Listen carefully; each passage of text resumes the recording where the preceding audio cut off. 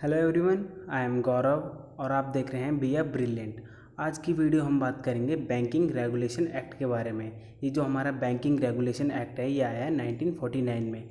इसमें total number of sections है 56 sections हैं। लेकिन हम इस वीडियो में सिर्फ और सिर्फ इम्पोर्टेंट सेक्शंस के बारे में बात करेंगे जिससे क्वेश्चन पुटअप किए जाते हैं, जो हमारे एग्जाम्स में ज़्यादा आते हैं और जो ज़्यादा पूछे जाते हैं।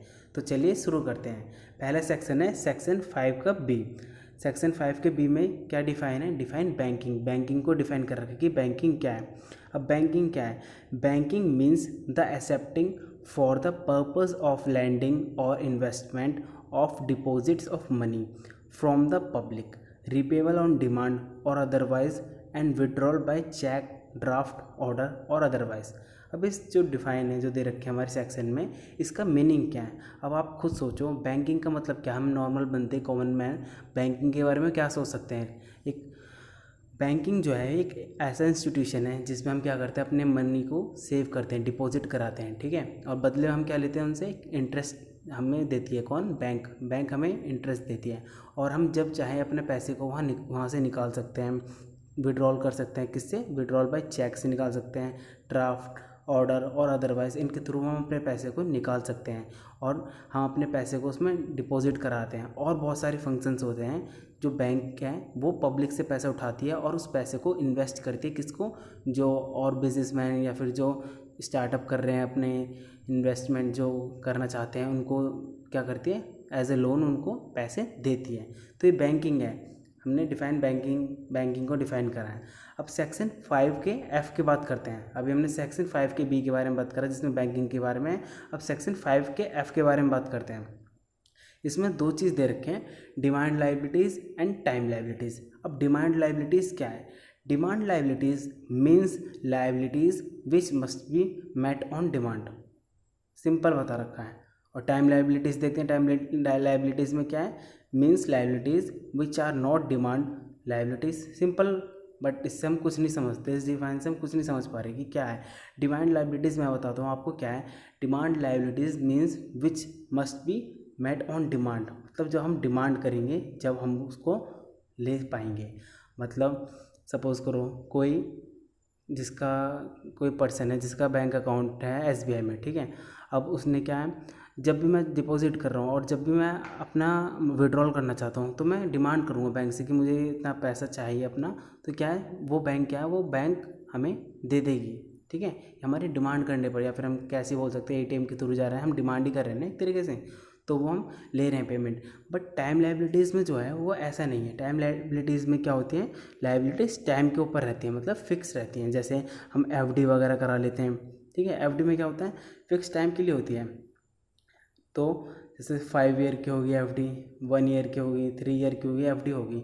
हमने क्या करा, बैंक में FD करा लिया। FD में क्या होता है, हमें इंटरेस्ट रेट जो है बैंक वो ज़्यादा देती है, लेकिन एक फ़िक्स टाइम तक देगी। मतलब कि आपको जो अपना FD है, डिपॉजिट है, वो एक फ़िक्स टाइम तक रहेगा। जो भी उनकी पॉलिसी है, 5 ईयर की, 1 ईयर की, 3 ईयर की, 7 ईयर की, जो भी पॉलिसी है, उससे पहले आप पैसा नहीं निकाल सकते।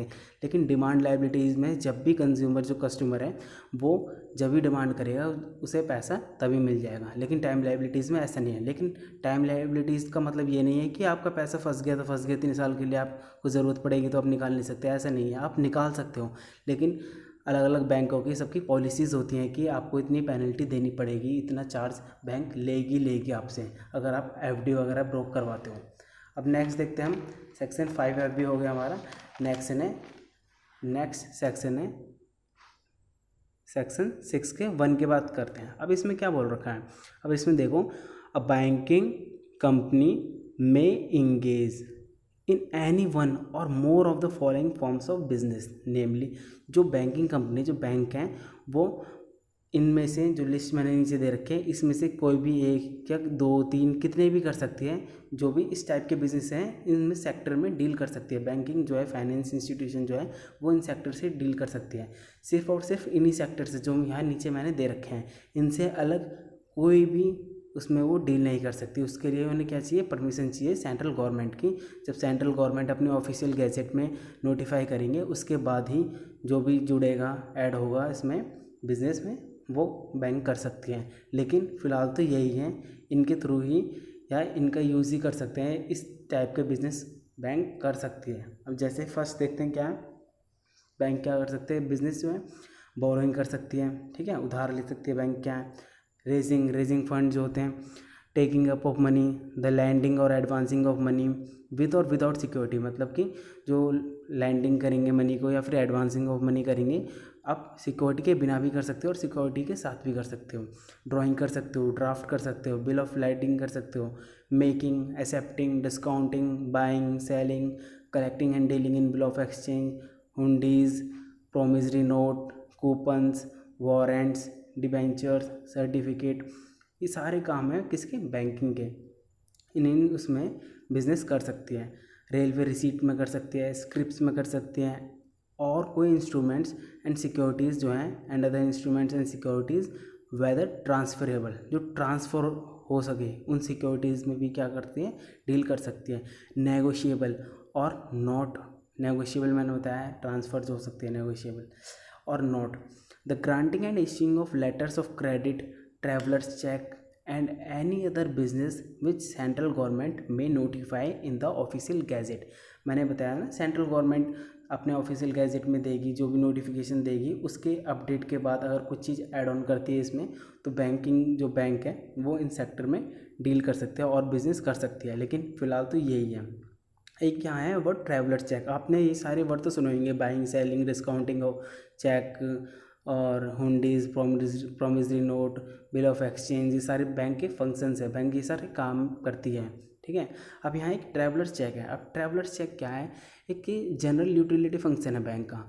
जैसे लॉकर फैसिलिटी होती है ना, उस टाइप से होती है, एक लॉकर फैसिलिटी होगी जनरल यूटिलिटी में, और एक ट्रैवलर चेक है। ट्रैवलर चेक क्या है, ट्रैवलर चेक जो है हम बोलते हैं कि क्या होता है कि किसी के पास कैश होता है और वो कहीं जा रहा है, अब सपोज़ करो उसका कैश चोरी हो जाए या खो जाए तो वो क्या करेगा, इसलिए बैंक जो है वो ट्रैवलर चेक भी इसी को प्रोवाइड करती है, ये फैसिलिटी भी प्रोवाइड करती है, जिससे उनके सामान की खोने की, खो भी जाए तो कोई दिक्कत नहीं है, तो वो ट्रैवलर चेक का यूज़ कर सकती है।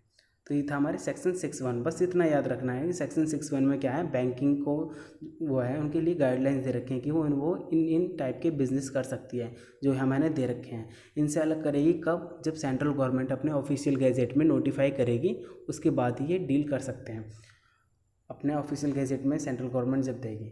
नेक्स्ट सेक्शन हमारा है सेक्शन 6 का 2।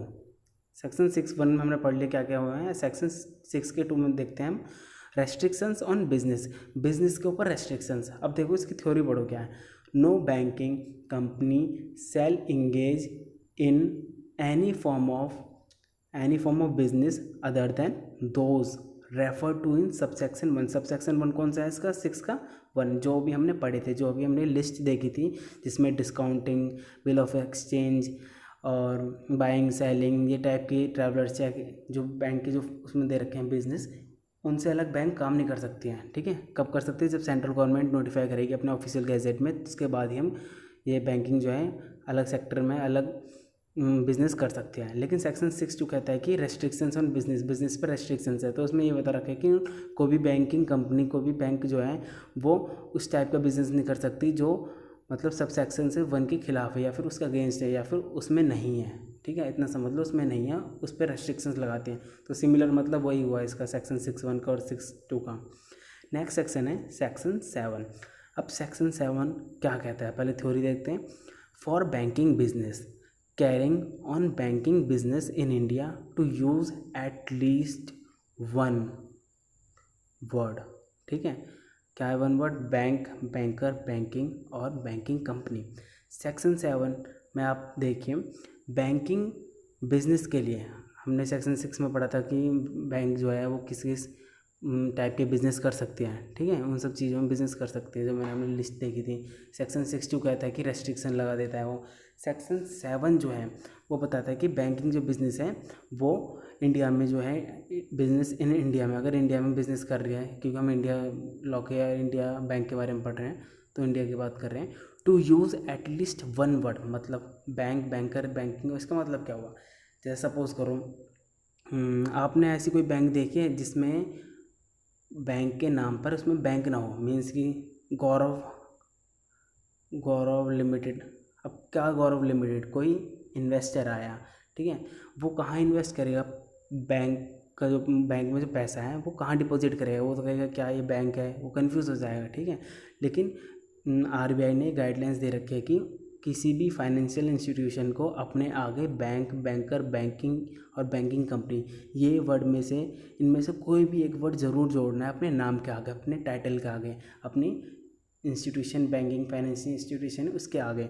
अब सपोज़ करो वो क्या करेंगे, गौरव बैंक लिमिटेड, ठीक है, गौरव फाइनेंसिंग बैंक लिमिटेड, मतलब बैंक जरूर आता है। आप खुद सोचो इस बार को, इसमें मत देखो।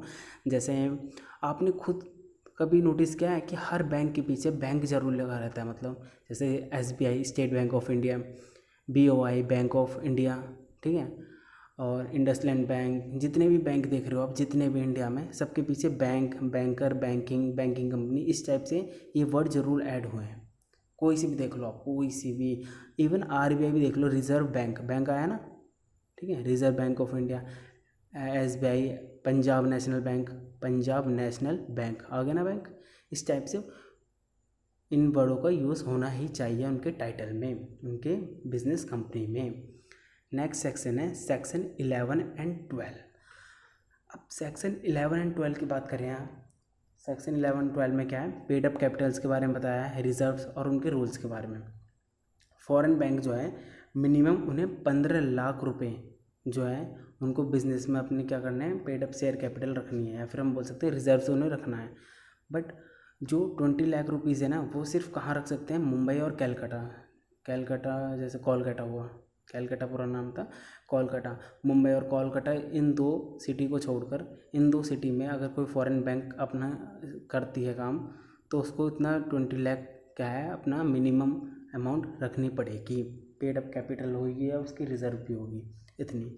और डोमेस्टिक बैंक में क्या है, डोमेस्टिक बैंक में not less than 5 lakh. Domestic bank का मतलब है कि जो इंडियन की ओरिजिन बैंक है, इंडिया के बैंक जो हैं, फॉरेन बैंक नहीं, जो इंडिया में ही बैंक का रजिस्टर्ड हुआ है, ठीक है, डोमेस्टिक बैंक, उसमें क्या है 5 लाख से ऊपर आप रख सकते हो, लेकिन 5 लाख से ऊपर, 5 लाख से नीचे अमाउंट अपनी नहीं रख सकते उसमें, 5 लाख कंपलसरी है।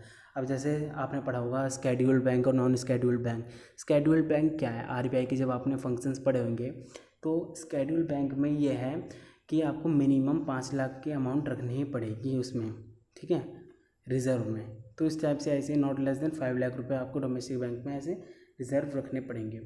Ratio of authorised subscribe paid up capital, इनका रेशियो देख रखा है ऑथराइज का, सब्सक्राइब पेड अप कैपिटल का, इनका 4:2:1 में होना चाहिए ये। अब क्या है, voting right can not be more than 10% by single holder.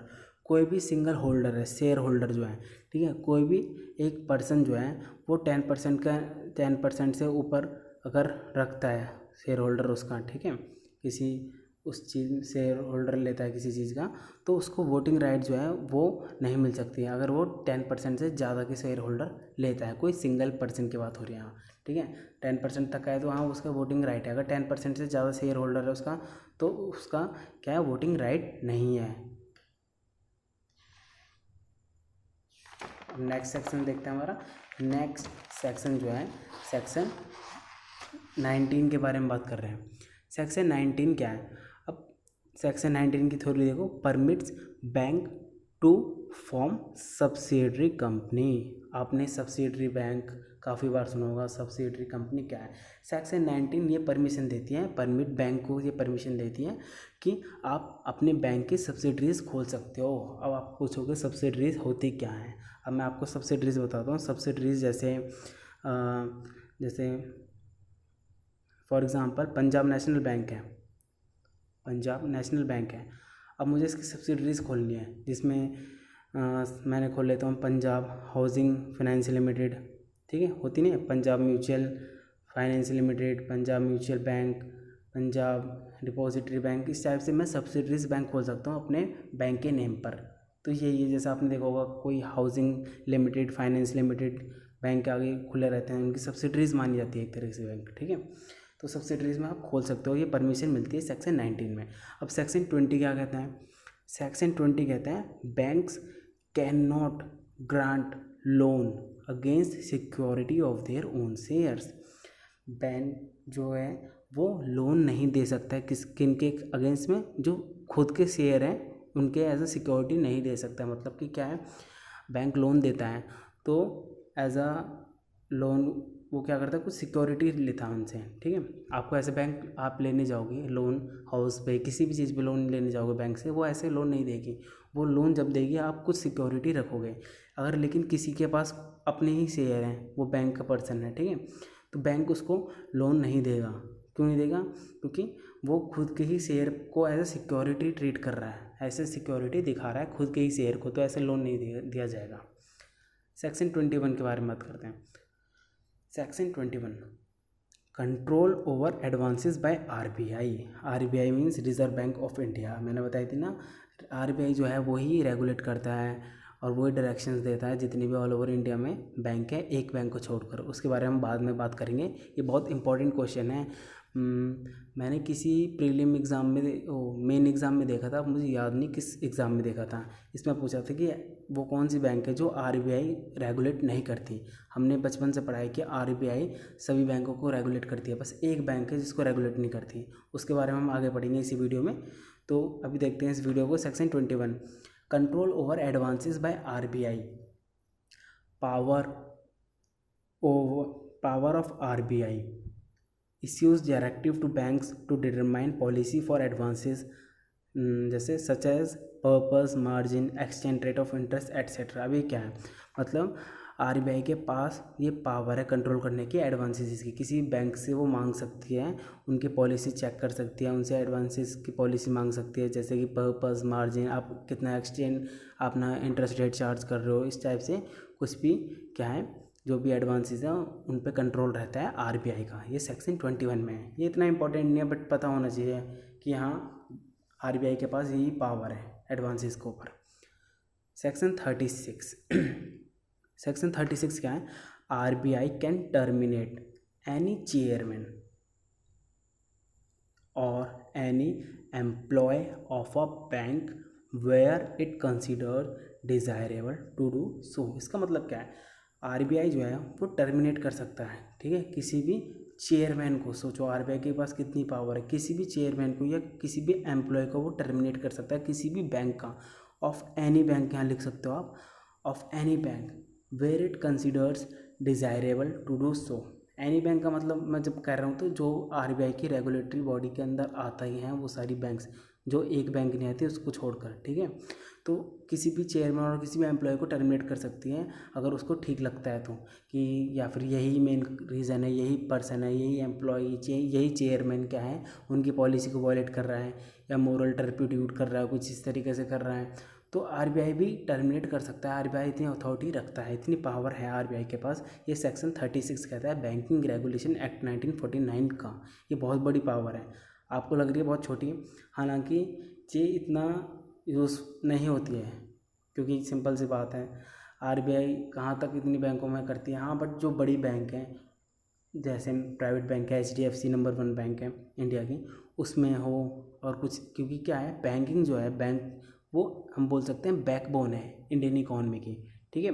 किसी भी कंट्री की इकॉनमी की बैकबोन होती है बैंक्स, कमर्शियल बैंक्स जो होती हैं।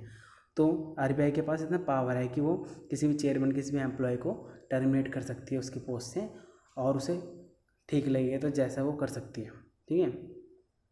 सेक्शन 45 के बारे में बात करते हैं। RBI has power to apply to central government for suspensions of business of a banking company and prepare scheme for reconstitution और amalgamation मीन्स होता है मर्जर, ठीक है। अब क्या है, सेक्शन 45 में ये पावर है आरबीआई के पास कि वो सेंट्रल गवर्नमेंट को कह सकते हैं, सेंट्रल गवर्नमेंट को बोल सकती है किसी बैंकिंग बिजनेस को सस्पेंड करने के लिए, सस्पेंशन करने के लिए, ठीक है। सोचो आरबीआई सेंट्रल गवर्नमेंट से कह सकती है कि इस बैंक को सस्पेंड कर दो, ये सब करो, जो भी प्रोसेस है वो कह सकती है बैंकिंग कंपनी को। और प्रिपेयर, और कह भी सकती है उनसे कि इस बैंकिंग का स्कीम जो है इसका रिकन्स्टिट्यूशन करो, रिस्ट्रक्चर करो बैंक का, मतलब पूरी तरह से देखो और इसका जो मतलब जो भी चीज़ें हैं उसको रिकन्स्टिट्यूशन करो। या फिर बोल सकती है आरबीआई के पास ये पावर है कि वो सेंट्रल गवर्नमेंट से कह सकती है कि इन बैंक का मर्जर करो, मतलब कि मिश्रण करो। जैसे हम बोल सकते हैं ना, दो बैंक, एक और दो बैंक अब मर्ज हो गए हैं, कभी ये मर्ज हो गया, ये मर्ज हो गया है, ऐसे मर्ज हो सकते हैं। अब मर्ज जो होती है ना बैंक, वो वॉलेंट्री भी होती है और वॉलेंट्री भी होती हैं। वैसे मोस्टली जो है वॉलेंट्री होती है, ऐसा कोई वो नहीं है, वॉलेंट्री ज़्यादा होती हैं। बट आरबीआई के पास ये पावर है, वो कह सकती है किससे, सेंट्रल गवर्नमेंट से। अब नेक्स्ट देखते हैं हम सेक्शन 45 का वाई। पहले हमने पढ़ा 45, अब ये 45 का वाई। अब इसमें क्या है, हालांकि इतना इम्पोर्टेंट नहीं है क्योंकि ये हर ही डिपार्टमेंट में, जितने भी डिपार्टमेंट हैं, चाहे गवर्नमेंट हो प्राइवेट हो, सब अपना रिकॉर्ड रखते हैं, अपने एम्प्लॉय का रिकॉर्ड रखते हैं, अपने कंज्यूमर जो उनके कस्टमर हैं उनका रिकॉर्ड रखते हैं, सब रखते हैं। लेकिन आरबीआई की भी डायरेक्शन है कि सेक्शन 45 में ही दे रखा है बैंकिंग रेगुलेशन एक्ट 1949 में कि प्रिजर्वेशन ऑफ रिकॉर्ड्स है, अपने रिकॉर्ड्स डेटा, अपने कस्टमर के, एम्प्लॉय के डेटा रिकॉर्ड वगैरह सब रखो। 10 साल तक उसके रिकॉर्ड होने ही चाहिए। मैं आपको एक बात बताता हूँ, सपोज़ करो किसी ने क्या है बैंक में डिपॉज़िट कर दिया, पैसा डिपॉज़िट करता गया, अगर उसमें 10 साल तक ना ही कोई ट्रांजैक्शन हुई हो, ना ही कोई विड्रॉल हुआ हो, तो वो आरबीआई के पास एक अथॉरिटी होती है, वो पावर होती है कि वो उन बैंक को कहे कि वो उनको फंड जो भी है वो आरबीआई को ट्रांसफ़र कर दें। अगर कोई उनका नॉमिनी वगैरह नहीं है, 10 साल तक कोई ट्रांजैक्शन विड्रॉल नहीं हो रहा है तो। अब नेक्स्ट मैंने बता दी सेक्शन 45 के बारे में क्या है, प्रिजर्वेशन ऑफ रिकॉर्ड्स मतलब अपने रिकॉर्ड्स रखना चाहिए हर बैंक को, कितना, 10 साल तक तो रखना ही चाहिए रिकॉर्ड। सेक्शन 45 ZA और ZF के बारे में बात करेंगे। 45 फाइव के बारे में बात कर लिया, 45 ZA ZF के बारे में। Nomination facilities on bank deposits, safe deposit of articles and lockers. आपने देखा होगा, अब तो मोस्टली सभी के ही बैंक अकाउंट हो गए, जब से मोदी सरकार आई है। आप यहाँ नोटिस करोगे, जब भी आप अकाउंट ओपन कराया हो आपने कभी, तो वहाँ पूछते हैं, नॉमिनेशन के लिए पूछते हैं मोस्टली। अब एफडी करवाते हो ना, तो जब तो कंपलसरी है, नॉमिनेशन आपको देना ही पड़ेगा, ठीक है। अभी नॉमिनेशन फैसिलिटी क्या है, नॉमिनी क्या होता है, जो आपका अल्टरनेटिव बोल सकते हैं, या फिर जो आपके प्रेजेंस में ना हो, आपके एब्सेंस में वो विड्रॉल करे या फिर उसमें डिपॉजिट कर सके। तो ये चीज़ें नॉमिनेशन फैसिलिटीज़, बैंक को अपनी नॉमिनेशन फैसिलिटीज़ रखनी चाहिए। कोई भी बैंक डिपॉजिट करता है, क्यों, safe deposits of articles and lockers. हर इन चीज़ के लिए, डिपॉजिट के लिए भी आपको नॉमिनी रखने पड़ेंगे, ठीक है। मतलब नॉमिनी रखेगा तो कस्टमर ही अपना नॉमिनी वही तो बताएगा जो अकाउंट ओपनिंग करवा रहा है, जो ये सब करवा रहा है। Article facilities, locker facility, locker में जो रख रहा है सामान। लॉकर में क्या होता है, लॉकर में इंपॉर्टेंट डॉक्यूमेंट्स होते हैं, इंपॉर्टेंट डॉक्यूमेंट्स। अब मैं लॉकर का एग्जांपल दूँ, लॉकर आपने कभी सुना हो, देखा हो आपने, धूम 2 मूवी जो है आमिर खान की, धूम 3 सॉरी, मुझे नहीं पता धूम 2 है 3 है जो भी है, उसमें जब वो बैंक में जाता है और वहाँ से लॉकर खोलता है, लॉकर में से वो कॉइन्स लेता है जो उसके डैडी ने दिए होते हैं, जैकी श्रॉफ ने दिए होते हैं। तो वो उस टाइप के लॉकर होते हैं जिसमें हम क्या रखते हैं, वैल्यूएबल इंस्ट्रूमेंट, कोई डॉक्यूमेंट, कुछ भी रख सकते हैं लॉकर में अपने, ठीक है। वो लॉकर फैसिलिटी होती है। आर्टिकल्स का मतलब यहाँ अनुच्छेद नहीं है, आर्टिकल्स का मतलब है हम कोई कीमती चीज़, ठीक है। जैसे हमने कोई एंटीक चीज़ है वो रख दी हमने, उस टाइप से, ठीक है।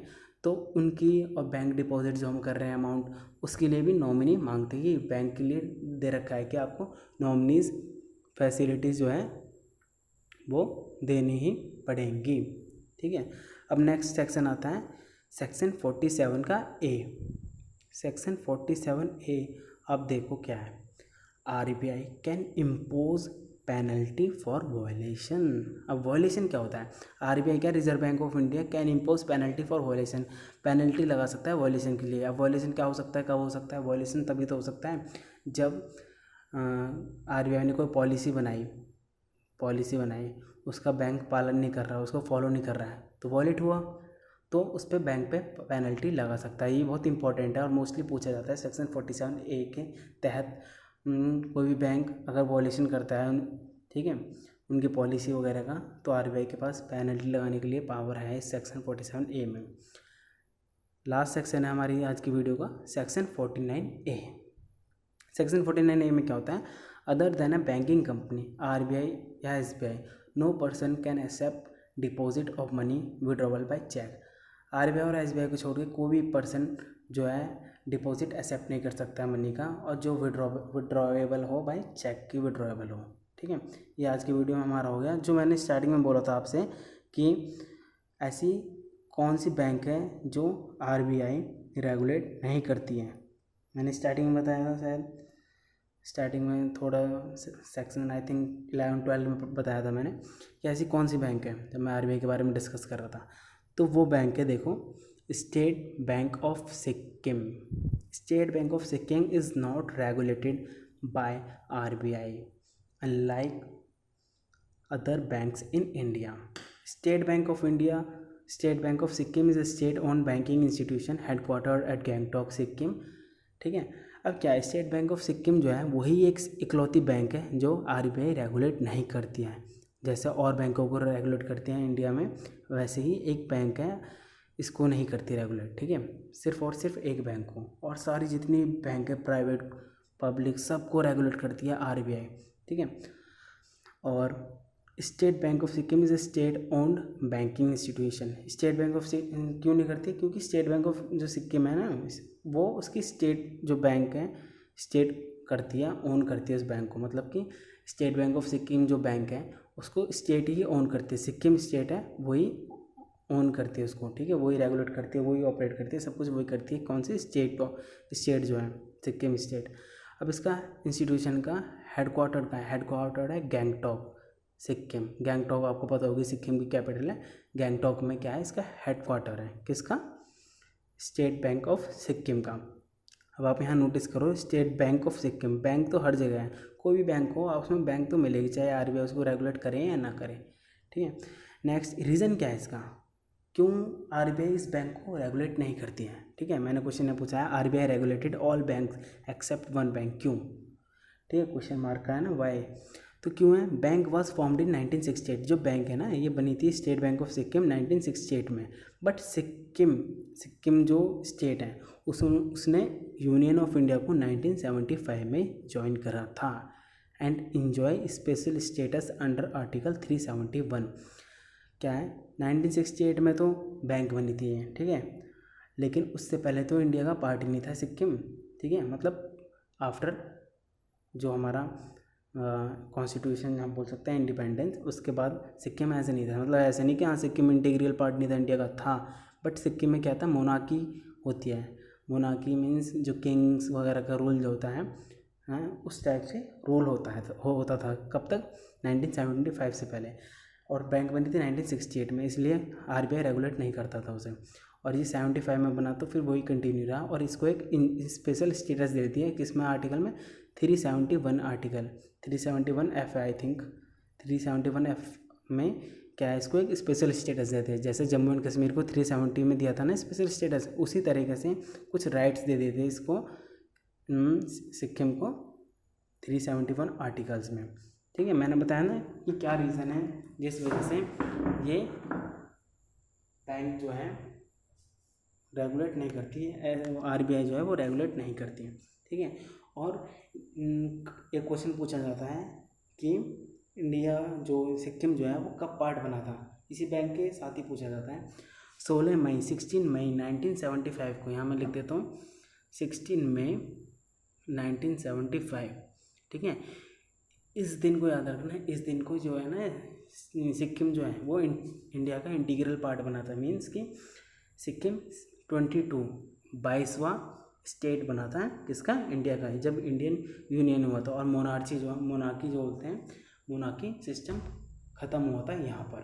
ठीक है, सिक्किम में, उससे पहले मोनार्की सिस्टम होता था। मोनार्की सिस्टम मैंने बताया ना किंग्स रूल वाला, किंग्स रूल का सीन जो है वो होता था मोनार्की सिस्टम।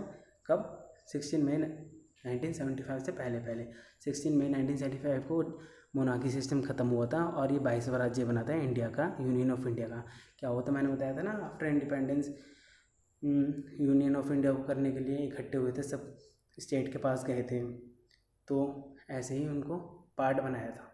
तो 16 मई 1975 को 22वां स्टेट बना इंडिया का। That's it for now. If you like the video, please subscribe my channel, press the bell icon and share the video. Thank you. जय हिंद।